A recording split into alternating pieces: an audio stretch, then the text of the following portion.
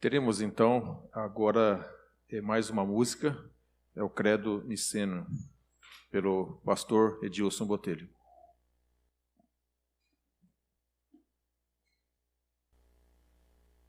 Eu gostaria que, antes da música, que deveria ter sido no início, o reverendo Mário Rossi falasse um pouco sobre o currículo do Dr. Adilson. Já começou a atuar como mediador, obrigado. Mas nós gostaríamos de apresentá-lo, Dr. Adilson Aderito da Silva, doutor em Administração de Empresas, 2009, e mestre em Educação, Arte e História da Cultura, no 2000, pela Universidade Presbiteriana Mackenzie. Graduado em Matemática pela Fundação Santo André, 1993, é professor do Núcleo Docente Permanente do Mestrado Profissional em Administração do Desenvolvimento de Negócios da Universidade Presbiteriana Mackenzie. Desenvolve projetos de pesquisa na área de administração estratégica, com foco em governança de negócios, incerteza no ambiente organizacional, ambiente competitivo e alianças estratégicas contratuais. Tem experiência com tratamento de modelagem de dados por equações estruturais e técnicas estatísticas multivariadas. Mas não um título, mas uma situação da qual ele tem muito orgulho, dá muito valor, é de ser presbítero da primeira IPB de São Bernardo do Campo. Obrigado pela sua presença e pelo seu trabalho na mediação desse debate. Obrigado.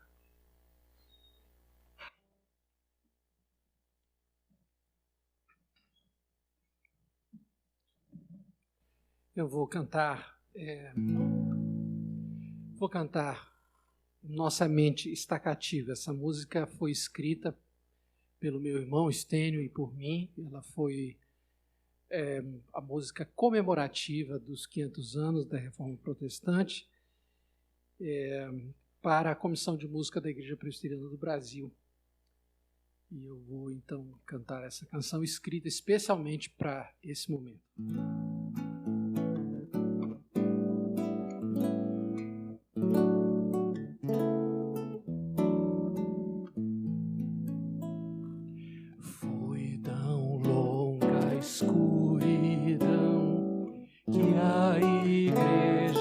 Padeceu, quase não sobreviveu a tão grande servidão.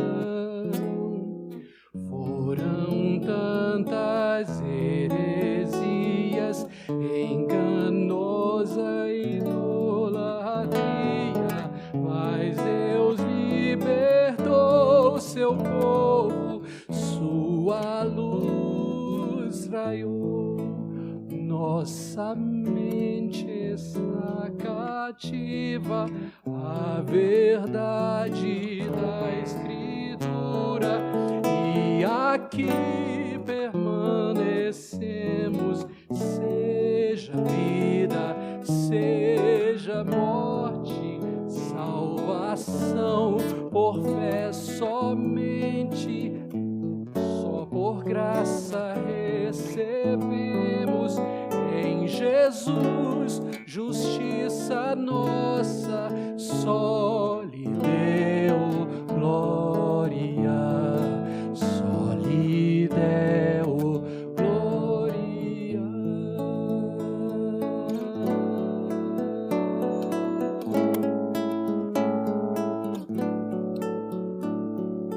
Nem a espada fez calar, nem o fogo intimidou a igreja que bradou, só a Bíblia de julgar.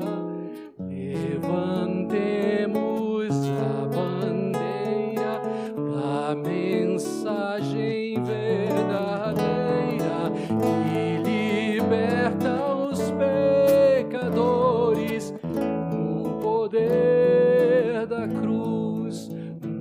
nossa mente está cativa à verdade da Escritura, e aqui permanecemos, seja vida, seja morte, salvação por fé somente, só por graça recebemos em Jesus, justiça nossa, só lhe deu glória, só lhe deu glória.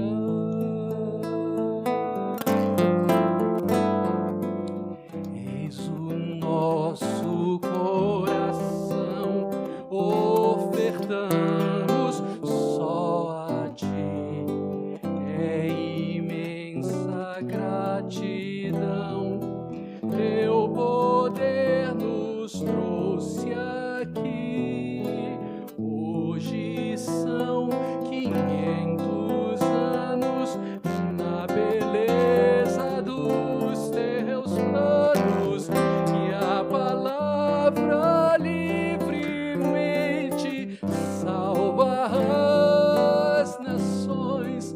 Nossa mente está cativa à verdade da Escritura, e aqui permanecemos, seja vida, seja morte, salvação por fé somente, só de graça recebemos em Jesus, justiça nossa, só lhe deu glória, só lhe deu glória.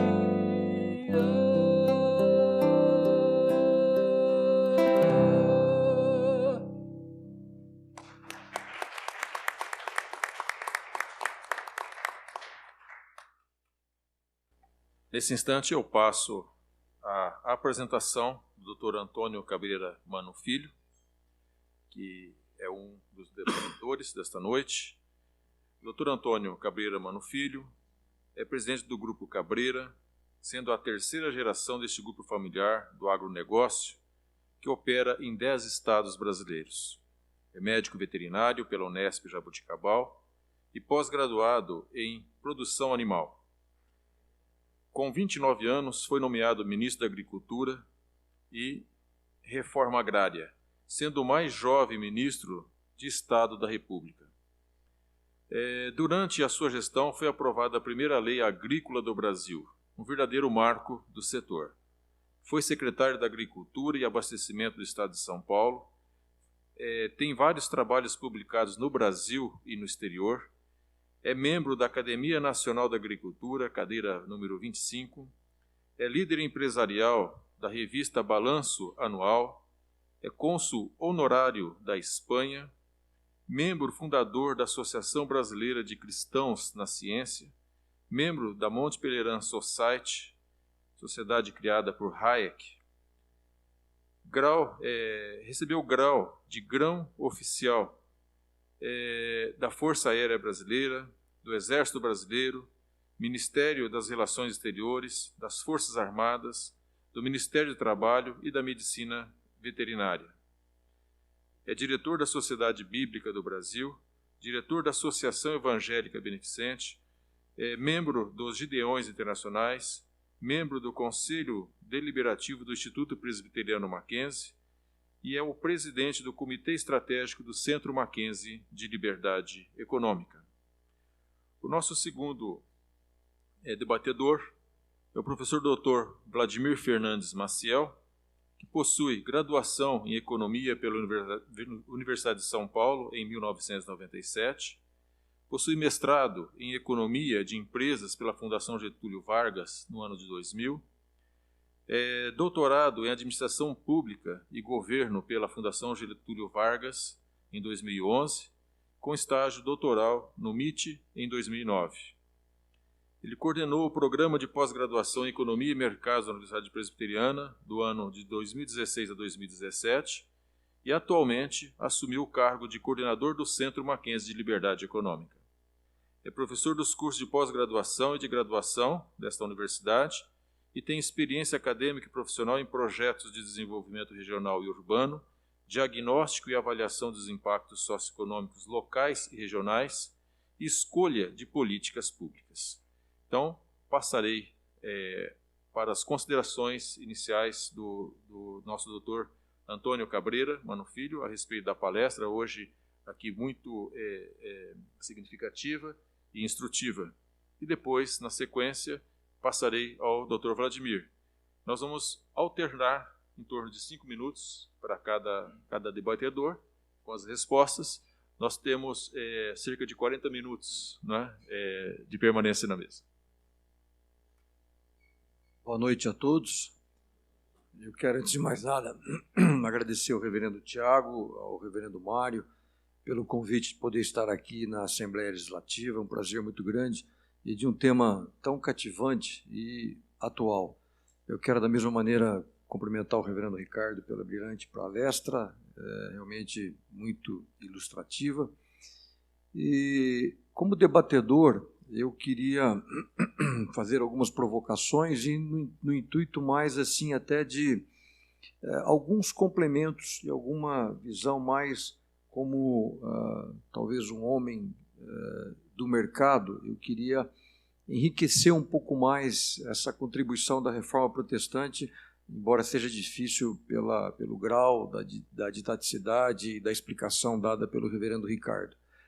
Mas o que eu acho mais importante é nós analisarmos o contexto em que os reformadores eles viveram.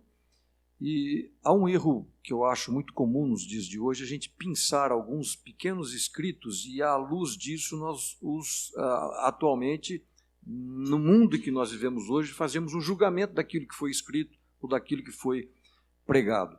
Eu, por exemplo, não posso aqui, e tenho essa firme convicção no meu coração, que Lutero ele não advogava o antissemitismo. Se eu puxar apenas o escrito dele a respeito dos judeus fora do contexto, é importante que eu entenda aquele contexto, o momento em que ele viveu da igreja, para que a gente possa entender o que se passava naquele momento em relação àqueles escritos. De um modo semelhante é a questão também da economia. Em primeiro lugar, o que é mais importante nós tomarmos conhecimento é que nem Lutero, nem Calvino, nem John Knox, nenhum dos reformadores da primeira geração, eles eram economistas. Eu até diria que Calvino e Lutero, eles eram advogados. Lutero, embora tenha interrompido seus estudos, mas em termos de profissão secular, Calvino ele era advogado.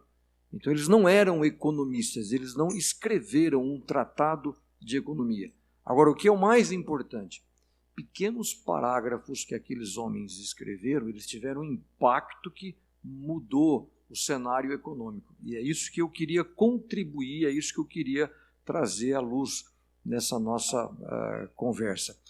No caso de Lutero, especificamente, e de Calvino, Lutero, eu diria que ele dá o primeiro passo, porque o que nós temos que entender, o contexto daquele momento, eu peço até que o doutor Adilson, quando eu estiver estourando meus 5 minutos, e depois eu vou continuando no meu segundo tempo, mas o que é importante? Até aquele momento do início da Reforma, havia uma posição muito clara a respeito da igreja contra qualquer tipo de financiamento até então chamado de usura.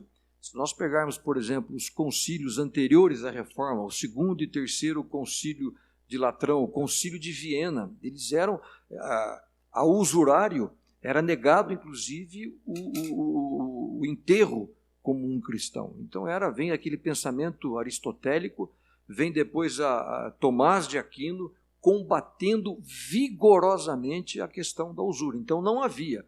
O que se havia ali, e a gente às vezes fala assim, puxa, eles foram contra o capitalismo. Não, porque não havia capitalismo. O que você tinha ali era um puro mercantilismo. E os eventuais empréstimos mascarados, eles eram muito mais às coroas, aos reis, do que a população de uma maneira geral. Tanto é que os grandes débitos financeiros eram das coroas. não eram da população de uma maneira geral. E aí tem, por exemplo, um marco fundamental. Quando Calvino dá esse passo maior do que até Lutero, ele inclusive, o reverendo Ricardo colocou muito bem aqui, ele até reconhece que já há usura, que não é mais a questão de se proibir, mas ele até fixa uma questão dos 5%. Então isso, para a época, já era algo, eu diria, revolucionário, porque até então se combatia, não se permitia nenhum tipo. E Lutero até já começa a advogar um limite, que seria essa questão dos 5%. E Calvino, quando ele chega em Êxodo, em 22 e 25, e lá estava escrito, né? Se emprestares dinheiro ao meu povo. A igreja até então, ela parava aí e proibia, porque em seguida esse versículo ele deixava claro que não haveria o pagamento de juros. Então, até então, era essa a mentalidade e o cenário. Mas quando Calvino chega aí, ele logo em seguida fala assim, mas ao pobre que está contigo. Então, Calvino ele faz uma análise muito mais ampla disso e ele interpreta que essa proibição à usura é apenas ao pobre, ao necessitado, porque a este o que nós devemos fazer é a caridade, é a assistência. Esses pequenos parágrafos de Calvino, eles revolucionaram o momento, porque até então o pequeno artesão, o ferreiro, o pedreiro, o carpinteiro, eles não tinham acesso a nenhum tipo de capital. Quando Calvino vem, e é uma coisa interessante, essa posição de Calvino, ela foi feita numa carta a um amigo. Por muitos anos essa posição ela não foi divulgada. Depois da sua morte é que Theodore de Beze resolve divulgar essa carta e aí se começa então a se aceitar esse tipo de financiamento. E isso muda o cenário da época. Até então se vivia uma economia medieval, mercantilista, porque, pare e pense hoje, como que seria o nosso mundo sem um financiamento? Financiamento da casa, um financiamento da escola, da universidade, do carro, de tudo aquilo que a gente movimenta. Então, para aquele momento, isso foi um marco histórico na economia. Até que por isso que depois aí alguns historiadores, Calvino foi o profeta da era industrial. Esse pequeno comentário, por exemplo, daí se surgiu a oportunidade de você começar a ter as companhias de ações. Porque se você poderia fazer o empréstimo, aonde que se começaram os primeiros empréstimos? Daqueles pequenos artesãos, quando eles pegavam as suas economias e aplicavam nessas companhias. A primeira companhia criada, inclusive, foi a Companhia de Comerciantes Aventureiros para as Terras Novas, onde eles buscavam um caminho para a Rússia, para a China e para a Índia. Depois você tem a Companhia do Levante, que buscava algum tipo de comércio com os turcos otomanos. Depois você vai ter a Companhia Britânica das Índias e você vai chegar, inclusive, na Companhia das Índias que chegaram aqui depois, posteriormente, com Maurício de Nassau. Então, na realidade, você começou a democratizar aquele tipo de financiamento que, de uma maneira escondida, era feito apenas aos reis, aos impérios, começou a se dar acesso àquela pequena população. Então, isso que começou, essas companhias de ações, esses pequenos empresários, artesãos, as guildas, como se chamavam, eles começaram a aplicar esses seus pequenos recursos nessas companhias. Então, isso foi uma revolução imensa. Depois aqui a gente pode, eu não sei como é que está o meu tempo, já esgotei ou não? Já? Então, aí eu vou comentar depois alguns reflexos sobre esses comentários que esses pequenos financiamentos acabaram causando na economia. Doutor Ricardo?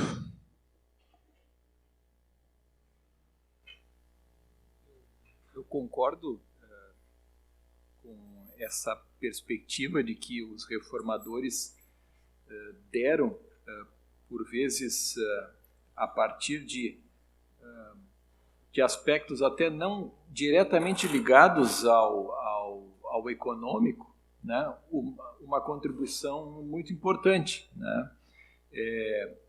Eu lembro aqui de uma compreensão que está presente nos reformadores e que vai servir como um motor, como um impulsionador para considerar positivamente a atividade ligada à economia. a atividade da produção, a atividade agrícola, que é a compreensão do sacerdócio geral de toda pessoa crente, né? Ou seja, em que eu abordei aquilo rapidamente durante a palestra, essa perspectiva de não mais dividir as pessoas cristãs em dois grupos, né? E uma outra compreensão muito importante também foi todo o entendimento a respeito de vocação, de profissão, beruf, né? Inclusive uma palavra que Lutero vai desenvolver especificamente essa ideia de que ali onde você é colocado por Deus, ali você presta o melhor culto a Deus, né? Você não precisa voltar as costas para o mundo para prestar o melhor culto a Deus dentro do mosteiro, dentro do convento, mas ali no trabalho, seja no trabalho agrícola, seja no trabalho ligado ao comércio, né? Seja na atividade econômica, seja no cuidado da família, né? Você então presta o melhor culto a Deus. Então essa compreensão também de vocação, de profissão vai ser essencial no sentido de liberar um conjunto enorme de forças que vão então desenvolver economicamente.